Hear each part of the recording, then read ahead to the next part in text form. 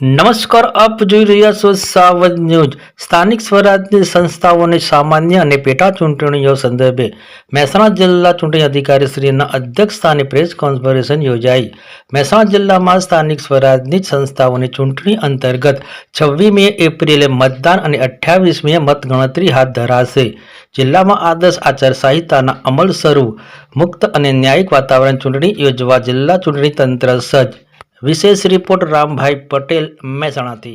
સમગ્ર રાજ્યમાં તારીખ 1/4/2026ના રોજ રાજ્ય ચૂંટણી પંચ દ્વારા અખબારી યાદી જાહેર કરી અને સ્થાનિક સ્વરાજ્યની ચૂંટણીઓ જાહેર કરવામાં આવેલ છે। એ નિમિત્તે આપણા મહેસાણા જિલ્લામાં પણ જિલ્લા પંચાયતની 42 સીટો માટે, 10 તાલુકા પંચાયતની 212 બેઠકો માટે, મહેસાણા મહાનગરપાલિકાની 52 બેઠકો અને 5 નગરપાલિકા પ્લસ 1 વડ નગરપાલિકાની પેટા ચૂંટણી એમ થઈ 161 ટોટલ 467 બેઠકો માટે આપણા સમગ્ર જિલ્લામાં નગરપાલિકા, મહાનગરપાલિકા, તાલુકા પંચાયત અને જિલ્લા પંચાયતની ચૂંટણીઓ યોજાવા જઈ રહી છે।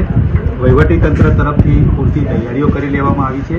આજે આપ સૌ મીડિયાના મિત્રો મારફત એક પ્રેસ કોન્ફરન્સ દ્વારા આપને વિશેષ માહિતી પણ આપવામાં આવેલી છે।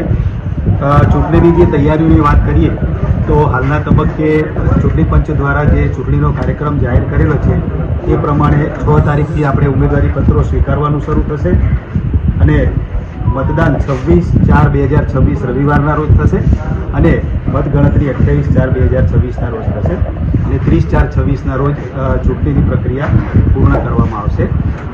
અત્યારે જે મેં વાત કરી એ પ્રમાણે અલગ અલગ જે ચૂંટણીલક્ષી કામગીરી કરવાની હોય એમાં આદર્શ આચારસંહિતાનો તબક્કો અગત્યનો હોય છે। કાયદો અને વ્યવસ્થાની પણ બાબત હોય, સ્ટાફના રેન્ડમાઇઝેશનની બાબત હોય કે વિવિધ પ્રકારની કામગીરી, EVM તૈયાર કરવાના હોય, એની સેફ્ટી રાખવાની સમગ્ર તૈયારી ચાલુ રહી છે અને અમારું જિલ્લા વહીવટીતંત્ર સતત એમાં રોકાયેલું છે। જિલ્લાના વર્ગ 1, 2 અને વર્ગ 3ના તમામ અધિકારીઓ, કર્મચારીઓને હમણાં જે બ્રીફ કર્યું એ પ્રમાણે ચૂંટણી અધિકારી, મદદનીશ ચૂંટણી અધિકારી તરીકે નિયુક્ત કરવામાં આવેલા છે।